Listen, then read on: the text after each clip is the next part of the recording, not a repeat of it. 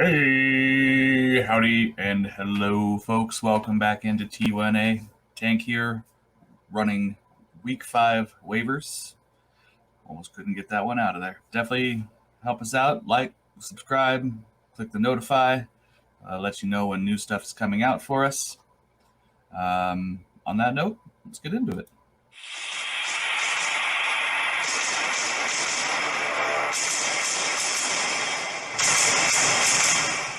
All right, like I said, week 5 waivers coming up for you. Nothing real super exciting. We know we got some running backs to pick up. A little bit of rough out there for a couple people. So let's start off. Just remember, we are looking at dynasty stuff. So as we're looking at rosters for dynasty, most of sleeper is going to be a dynasty format. So we're really looking at players under 70% of rostered players for waivers. That makes sense. Hopefully it does. It does to me. All right, first up on the list, Josh Reynolds. Had a good week last week. Last couple games without some of their main receivers in there. He's had 13 receptions on 18 targets.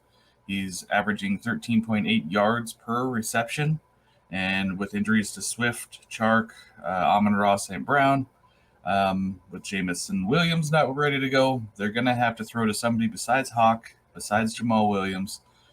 This could be the guy that just helps bridge that, maybe gets you through a bye week or two. But as far as like long-term, season-long, he might be a little bit limited. Right now, he's just running about 65% rostered in sleeper leagues. Next up, if you need some tight ends, AlieCox, Will Dissly. These are going to be some guys you can stream. They're not going to be like plug them in, start them every week. They're going to be touchdown dependent. You're going to be more of guys that if you are in dire need, if you have Albert Okwuegbunam, you're going to have to try to find somebody to start because Albert O is not showing us anything right now. Big shocker with Russell's history as well as the Denver line is performing. They need the extra blockers. I think he was only out there one snap last week for week 4. So Alberto is somebody to watch, see what's going on there. But if you're in need, if you're in a 2 tight end league, one of these 2 guys are great options for you. Will Dissly's going about 34% rostered in sleeper leagues. AlieCox about 36%. I went to put Jelani Woods on this page, but come to find out he's over 77% rostered in sleeper. So a lot of people are just waiting for the big tight ends from Indianapolis to come through. That's fun. All right, the big one, Mike Boone. Yes, you're going to want to put some money on him because Javante's injury is going to be season long. And you also got to look at what they did last game.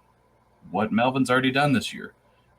In the last game, Boone already had more snaps than Melvin Gordon. Melvin Gordon's fumbled 5 times already this year in 5 games. It's not something that we want to see. It's not something the coaches are going to keep going to. If that trend keeps going, it's going to be Boone's backfield, and they're going to bring in some practice squad guys and see what else they can work in. Maybe even a late season trade for a vet that's on a 1 or 2 year deal, something, because they can't just run with Melvin, who's going to give it up every week, and Boone, who's been a little bit more limited in the pass work. He's not known to be a receiving back as much. He's primarily a rusher. Looking through his history, he had a good year on Minnesota as Dalvin Cook's backup. And then they brought in Alexander Madison, and he kind of took over that role, and Boone moved on. So he's got a little bit limited upside because he doesn't do as much receiving work. That could change. They could try to force him into that role, or the Denver offense could bring somebody else in. So it's something to watch, but I think he's worth a pickup. Always grab any players you can, especially with a low value cost. He's only rostered in 7% of leagues, so being able to bring him onto your roster shouldn't be too expensive. But you got to think it's going to be like a hungry hippo stag out there. He's going to be slamming the fab to try to grab him because running backs not performing this year. Anybody could be valuable. Speaking of a running back with no roster, Caleb Huntley. He was signed to the active roster in Atlanta before the Browns game, ends up actually getting some work. They must have known something wasn't right with Cordero going into the game because they activated him. So going forward, it looks like for the next couple weeks at least, because Cordero went to IR, the running backs are going to be Caleb Huntley and Tyler Algier. Algier being a rookie, I don't know if the Falcons organization is feeling comfortable with just leaving the rookie back there. So they're bringing Huntley, who's like a 1 or 2 year pro. They also have another guy that they have. I forgot his name. A little bit deep on the roster. He's 5'9". He's a tiny guy, so he's probably going to be a receiving back. I haven't looked much into Caleb Huntley's production in his college careers because I think he was out of Ball State. Just not a very prominent college, not a whole lot of workload. But be wary picking this guy up because Tampa next week.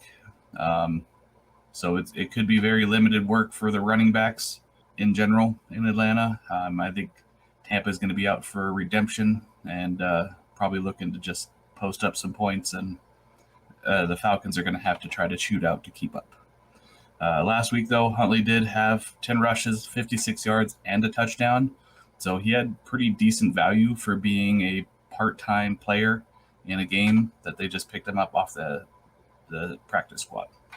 So keep your eyes on that. All right. Fab budgeting, obviously. We're going to start off with Josh Reynolds. Looking $5 to $12, like I said, limited upside, limited time that he might be playing. He's probably going to end up being a roster clogger, mid to late season. Just a guy that you had that was worth some value, not really worth dropping, not really worth starting. But for now, he's worth picking up and being able to play in your low flex spots. I talked about Mo Alley being touchdown dependent. He's only really had one game. Same with Jelani Woods, where they had a couple touchdowns and make them really valuable, which makes them more a streaming tight end versus like a plug and play. Same with Will Dissly, although he showed it a couple games now. So it's not gonna. It might be Fant, it might be Dissly, it might be both. But it looks like that ball is getting passed around, and I think that some of last week could be attributed to the big shootout. But that's what we're seeing from the Seattle Seahawks offense right now is run and gun. They're throwing the ball. Mike Boone, that's where we can get into some money here this week. We're not looking to blow all of our fab budget right on this guy yet. Mike Boone, $15 to $35. Just kind of depends on your league. Kind of depends on how valuable running backs are in that league. For most leagues where you're starting to, he's going to be a low-end RB2 or deep flex probably most of the year, really until we figure out what his role is going to be. But you always grab early.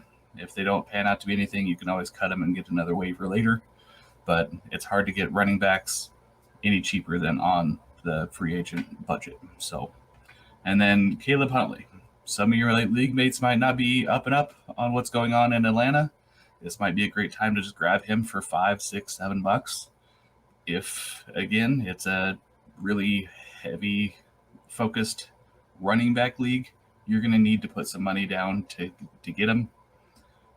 Would have covered Tyler Algier in this, but he's owned in like 90 some odd % of sleeper leagues. So a lot of people have been just waiting for this to happen. So although I've been flying solo on some of this, Mike did want me to actually make a note in here for everyone. Always draft running back handcuffs. That's brought to you by Glasses Mike. He wanted to send some love this week. Make sure that everybody, when you're drafting, when you're trading, have those running backs. So if you were trading for Ezekiel Elliott in the offseason and the guy had Pollard, why are you not putting Pollard into that package for a third or a second? Like, obviously not that price point, I hope. But it should be packaged together. You should be looking to get running backs that are handcuffs, whether it's on your team, whether it's other people's team. if we're playing dynasty rosters, we're going to have much larger volume. So even looking at second, third running backs on rosters, looking at their path to play, and making sure that we're understanding that running backs get hurt. It's going to happen. And what are we going to have available? Are we going to have running backs that we think are going to play, or running backs that are handcuffed and ready to play that showed performance before, like Kareem Hunt, Khalil Herbert, Jamal Williams?